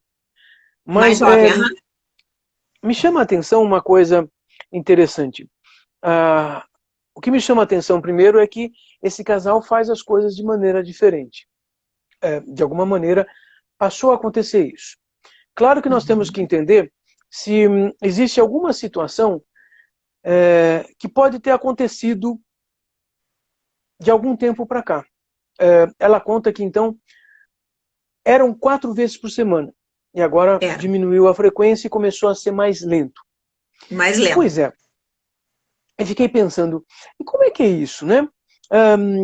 Como é que é esse lento? Lento significa ele demora muito para ter um orgasmo? Pode ser. Aquela me especifica. Ele pode. Então, pode ser que ele esteja lentificado por uma série de razões. Vejam que meu corpo pode mudar, é verdade. Com 50 anos de idade, meu corpo está diferente de quando eu tinha 20 anos. E existem algumas coisas que podem estar acontecendo. Algumas coisas físicas podem acontecer de fato, mas se esse homem não apresenta nenhuma... Ela escreveu aqui, ó. Ele demora muito, bem como tu disse. Ele demora muito para gozar. Para ejacular. Então, ele pode estar demorando para ejacular. Veja, eu posso fazer uma série de hipóteses. A primeira delas devia ser a mais simples, de repente ele está gostando de ficar mais tempo na relação sem ejacular. E antes ele não era assim. Só que pelo jeito ele já não contou, não falou, não conversou, não discutiu, não negociou. Então, talvez valesse a pena perguntar para ele assim, você tem demorado mais tempo, né? Você está gostando? Por quê? Você está fazendo de propósito? Pode ser. Não, ele não está fazendo de propósito e ele diz assim, então, eu não sei, é que eu fico tentando aqui, não consigo ser mais rápido. Talvez uma série de coisas esteja acontecendo na cabeça dele. Cabeça agora eu quero dizer assim. Será que ele está totalmente focado no que ele está fazendo? Será que ele está prestando atenção sensorialmente no que ele está fazendo ou ele está pensando coisas e ao pensar coisas ele deixa de prestar atenção na sensação que conduza ao orgasmo? Porque se eu fizer isso, eu vou cortando a percepção das sensações, então o estímulo também não causa, não facilita nem a minha ejaculação nem o orgasmo. Também tenho que pensar que, de repente, eu posso estar talvez preocupado com alguma outra coisa, eu desvio o pensamento também, mas com alguma outra intenção. Será que ele está tendo alguma fantasia, alguma imaginação diferenciada que talvez ele gostasse que pudesse ser desenvolvida, que não sei. Nós temos que perguntar para ele. Na verdade, eu perguntaria para ele uma dúzia de coisas. Talvez levasse uma meia hora, pelo menos, só em volta dessa questão de demorar mais. E sabe, pensava, será que ele está procurando uma nova forma de ser sexual? Porque também, veja, nós homens somos bombardeados o tempo todo de ideias sobre como é que a gente deveria ter um comportamento sexual diferente. E, de repente, alguns de nós homens estamos tentando fazer. Só que nós não perguntamos com quem a gente faz sexo se isso está sendo funcional ou não. Exatamente. É que essa é a primeira coisa que nós teríamos que testar. Conversar, né? Ela botou aqui assim, ó. Tô com medo que vai terminar a live. Ela botou aqui, ó. Vai terminar a live e eu não vou... Minha amiga, presta atenção. Querida, ela tá assistindo aqui, ó, e não quer escrever aqui. Tá com vergonha. Minha querida, então, presta atenção. O doutor Oswaldo, ele pode te atender, minha querida. Ele atende também online. Eu também. Na verdade, é isso que nós estamos fazendo nos últimos 5 meses, assim, o dia inteiro. Exatamente. Eu digo, eu sou educadora sexual. Ele é o bambambam. Esse é o das trevas. Eu só passo o paciente para ele. Obrigada. Mas assim, veja, essa mulher que está perguntando, então, eu diria para ela, olha, de fato, primeiro, tente conversar com ele. Eu digo tente porque entendi que se já não conversou, alguma coisa talvez esteja acontecendo no caminho. Mas assim, a primeira coisa é buscar conversar.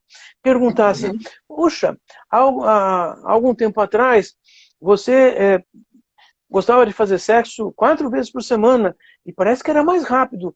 Você também percebe isso? Essa seria uma maneira direta e simples de perguntar. Dependendo da resposta dele, a gente podia dizer assim, puxa, precisamos de uma psicoterapia, um acompanhamento terapêutico, alguém que nos ajude. Se não, talvez ele possa dizer assim, eu pensei que uma vez durando meia hora seria muito melhor do que 4 vezes durando 2 minutos cada uma. Eu estou brincando com isso, assim, eu vou ser sincero, assim, eu nunca ouvi um homem usar esse argumento, mas eu uso esse argumento porque eu já ouvi muito homem jovem de 20 anos achar que se ele tivesse 4 relações sexuais no prazo de 2 horas, sendo que cada uma durasse 30 segundos, a mulher com quem ele estava ficaria mais satisfeita. E eu fiquei pensando, qual delas disse isso para você? Porque assim, como assim? Eu acho que ela mentiu pra ti. Eu acho que ela mentiu pra você. Desculpa. Eu acho que ele achou que ela tinha gostado. Ela pode ter gostado, mas ela pode ter gostado de todo o carinho que recebeu. Ela pode ter gostado daquelas 2 horas que eles conviveram. E assim, não ter orgasmo, mas assim, as outras coisas terem sido ótimas. Desculpe-me. Nós homens somos obtusos nessa hora, porque a gente acha que tudo se refere ao ato de penetração. Mas pode muito ser genitalizado, né? O sexo ainda muito genital. As pessoas não exploram o resto do corpo. Por isso que eu falo que a velhice, a maturidade, ela é maravilhosa. É verdade, porque eu falava no começo, nós aumentamos a nossa chance de termos problemas, mas também aumentamos a nossa chance de resolvermos problemas que nós tínhamos com 20 anos de idade.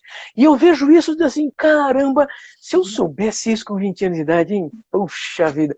E todo mundo sabe do que eu estou falando. Porque assim, com 30 a gente já usa esse argumento, tipo, com 30 anos a gente já pensa assim, bom, pelo menos eu não faço aquelas besteiras que eu fazia com 20. E outra coisa, eu sei que muita gente com 20 anos usa um argumento, não, mas a gente solteiro transa muito mais, né? Não. Primeiro porque a gente nunca tem parceria. A gente sua para arranjar parceria. Não, eu transo toda semana. Ótimo. Com gente diferente. Beleza. Bom, uma pessoa casada, e assim, que convive com outra pessoa e os dois gostam de fazer sexo, podem fazer sexo todos os dias. Podem fazer sexo 2 vezes por dia, sabe? Pode ter aquele sexo matinal e, antes de sair da cama e depois quando chegar em casa, antes de dormir. 2 vezes por dia. 14 vezes por semana. Mas tem gente assim? Tem. Mas para isso tem que estar casado, porque afinal de contas não dá para ser solteiro assim. Não, Nenhum solteiro faz isso. Na pandemia agora, os casados nunca tiveram tão em alta. Aqueles que conseguem estar lidando com o relacionamento estão Tudo tendo bem. proveito. Estão tendo proveito. Não, eu vejo assim, Oswaldo, tem muitos que estão se reconectando. Muito. É verdade. Os casais que eu atendo andaram literalmente aprendendo coisas novas. É porque, assim, começou a sobrar mais tempo, horas de relógio para conviver. Claro que, assim, tem uns que já tinham intenção anteriormente de não estarem nesse único relacionamento, então entraram em sofrimento. E entraram em sofrimento, assim, tipo, que droga, né? Então, alguns já entraram já com separação, porque, afinal de contas, por que eu vou ficar nesse relacionamento se eu queria múltiplos relacionamentos e agora não posso nem sair de casa? Aí vem aquela história, eu tô numa prisão em casa. Aqueles que desenvolvem uma intimidade e conseguem lidar com a intimidade e ter uma intimidade física, vão percebendo que, assim, com intimidade física é mais fácil fazer sexo, né? Porque a gente vai aprendendo mais facilmente os sinais do outro nesse contato. Olha, tá vendo? A nossa colega Mirna Rosier, lá de Salvador, concorda com isso. Ou seja, quem está conectado no relacionamento, puxa, o sexo acontece mais. É mais ou menos óbvio. Mas acontece que algumas pessoas só querem estar na conexão emocional, não na afetiva. Querem, assim, o jogo da montanha-russa. Ou seja, eu quero chegar na situação sexual, bimba, e assim, tipo, olha que legal. E depois, deixa eu virar para o outro lado e dormir, porque eu não quero conversar. Chega, já fizemos o que tinha que fazer. Amanhã cedo eu saio rapidinho de casa, passo o dia inteiro fora de casa e não precisamos conversar. E eu não estou falando de conversar, né, discutir a relação. Estou falando de ter um monte de conversa no dia a dia. Sabe? Eu posso me preocupar com o que minha parceira está tendo de almoço. Será que ela está se alimentando bem? Se ela está se alimentando corretamente? Também um pouco, né, Oswaldo? Rir um pouco. Sabe? Rir um pouco, fazer coisas juntos. Sabe? Terminou a relação, mas vamos rir um pouco das coisas que acontecem. As pessoas, eu acho que às vezes são muito assim, engessadinhas. Isso. Né, Oswaldo? Assim, vamos rir um pouco da situação, rir da gente mesmo. É ótimo. Sim, mas veja só, a nossa amiga lá também, a Carmésia Mesquita lá, a Carmésia ainda continua em Recife? Não, Carmésia, me avise, hein? Na pandemia há encontros e desencontros, e por vezes muito sofrimento. Claro, do ponto de vista sexual, é isso mesmo que ocorre, ou seja, existe sim muito desencontro. E aqueles casais que estão em desencontro vão chegar exatamente na coisa de violência verbal, violência física, claro. E também sei que nessa pandemia, muitas coisas interessantes com relação aos casais, com relação à situação de violência, tem acontecido porque as mulheres também têm aprendido, né? Como é que a história mostra, vamos conversar com outras pessoas e tipo, caramba, temos outras formas de comunicação não verbal e isso tem aparecido e as pessoas, sim, estão metendo a colher, porque aquela história de em briga de marido e mulher a gente não mete a colher. Mete a colher, sim. Mas assim, eu sei que assim, às vezes, não faz nada não. Mas eu vi o meu vizinho brigar. Ei, tem algum problema aí? Quer ajuda? Quer que chame a polícia? Não precisa não. Ok, então parem de brigar com voz alta que estão atrapalhando o vizinho. Se acham que vão querer continuar brigando, então assumam uma responsabilidade social. Não use um meio social para a brincadeira de vocês. Ou seja, o vizinho vai reclamar sim. Não, mas não precisa. Não, pois é, essas outras coisas a gente tem que compreender. Também a nossa outra amiga, a Mônica Valêncio, sempre nos seguindo nas lives aí. A Mônica, uma psicóloga, ela agora retornou a São Paulo, né? Desenvolver habilidades da comunicação e afeto. É verdade, porque nós estamos falando disso. Porque se eu também sei e aprendo a me comunicar de formas assertivas e emocionais, espera um pouquinho, eu não tenho que usar de violência, eu não tenho que xingar outra pessoa e brigar com outra pessoa e bater na outra pessoa, porque eu sou eficaz comunicando algumas coisas de uma forma assertiva. Assertiva significa eu não vou invadir outra pessoa e eu vou comunicar alguma coisa que chega nos objetivos. Se eu não estou satisfeito com essa pessoa, eu também tenho que fazer isso dessa maneira. De uma maneira direta. Ó, aqui tem uma moça que perguntou aqui, ó, deixa eu ver. É o Luiz. Oi, Oswaldo, boa noite. Você acha que, de uma forma geral, as pessoas sacralizam demais o sexo? Isso é muita culpa, castração, totalmente leva a uma disfunção sexual? O Luiz Xavier é outro colega nosso de Piracicaba. Olha, veja, coisas que nós aprendemos desde a infância, coisas significam como é que nós reagimos às situações. Se nós aprendemos desde a infância a reagir às situações sexuais, nos sentindo culpados, nos sentindo impedidos de nos expressar, provavelmente, adultos, nós vamos fazer a mesma coisa. Nós simplesmente vamos repetir. E repetir de uma forma assim, eu não sei fazer de outra maneira, não adianta alguém dizer assim, faz diferente. Não sei. Então, aprendermos a reagir de maneira diferente enquanto adultos, vai passar por também reconhecermos que nós tivemos esses aprendizados. Exatamente. E, por exemplo, culpa é uma emoção que criança precisa viver, mas adulto, não. Quer dizer, adulto, nós temos que aprender de uma outra maneira. E outra maneira é complicado. Olha, nós temos até colegas da cidade de Loja, no Equador. Exatamente. Ó, queridos, nós temos apenas 1 minuto e meio, rapidinho. Bom. Oswaldo, presta atenção. Muito difícil essas lives de 1 hora. Para nós é rapidinho. Eu também acho. É verdade. Eu falo muito. Querido. Ó, gente, na próxima segunda-feira a gente vai estar falando sobre parafilias. Acho que é quarta, não é? É quarta? Desculpa, não é dia 19? É quarta? 19. É quarta? Ixi. É quarta? Não. É quarta-feira. Então é na próxima quarta, simples assim. Próxima quarta-feira a gente vai estar falando sobre parafilias. Aqui eu e o Oswaldo. Vocês podem deixar as suas perguntas. Vocês viram que o Oswaldo é uma beleza. Uma quantidade de perguntas aqui, ó. Ele só foi respondendo do jeito dele, assim, ó. Só foi matando. E já foi resolvendo as questões. Outra coisa que eu vou dizer para vocês. Amanhã eu vou ter uma live aqui com a Deise Nunes. A Deise Nunes é uma Miss Brasil, a primeira Miss Brasil negra do Brasil, fantástica. Vai ser muito legal amanhã. E lembrando também que educação, meus amores, é a base de tudo. Ó, falta 20 segundos. Educação é a base de tudo. Eduque os seus filhos melhor, na base do respeito. Isso, e eduque para a sexualidade. Os pais, sim, a família, sim, é a grande responsável pela educação sexual. Na falta da família, nós temos a escola. Então, assim, crianças que não recebem uma educação